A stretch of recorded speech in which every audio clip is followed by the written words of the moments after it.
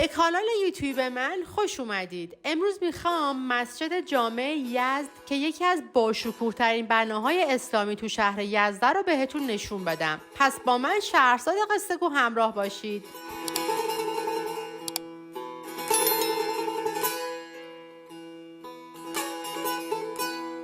بنای اصلی مسجد در واقع مربوط به یک آتشکده بوده که تو زمان ساسانیان تخریب و تبدیل به مسجد شده.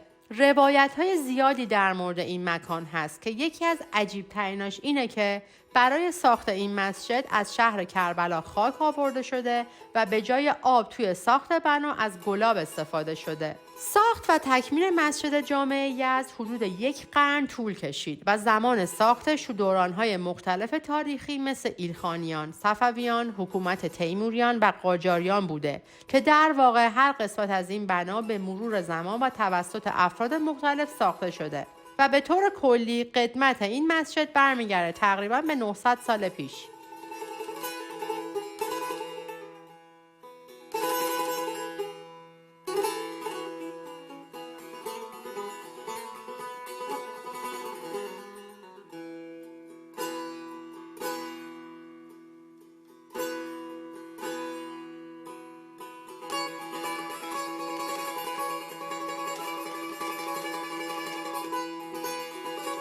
بر اساس روایت‌های تاریخی توی محلی که مسجد جامع یزد ساخته شده 3 مسجد قدیمی دیگه هم قرار داشته که هر کدوم توی زمانهای مختلف ساخته شدن. اسم اولین مسجد عتیقه بود که توی آخرای قرن 3 هجری قمری ساخته شد و تو قرن 5 کنارش یک مناره اضافه شد.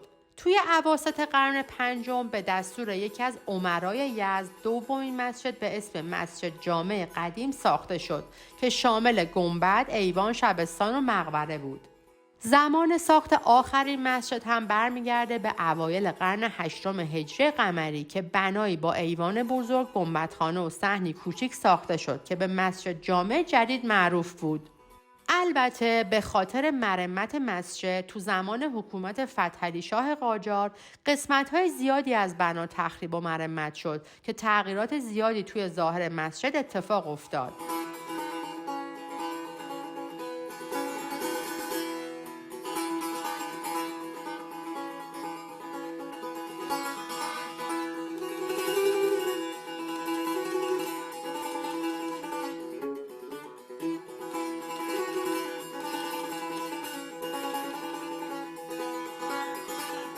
بدون شک همه بناهای مسجد جامع ارزشمندن، اما اگه بخوام مهمترین قسمتاشو براشون نام ببرم میتونم به سردر شرقی، گنبدخانه، محراب و مناره‌های مسجد اشاره کنم. توی سفران به شهرهای مختلف بناهای تاریخی اسلامی زیادی دیدم، اما مسجد جامع یزد با قدمت 900 سالش و به خاطر سالم بودن بنا حس و حال عجیبی داره که هر بیننده‌ای رو درگیر خودش میکنه. راستی اگه از ویدیو خوشتون اومد لایک و کامنت یادتون نره. برای دیدن بقیه جاهای تاریخی یزد با من شهرزاد قصه‌گو همراه باشید.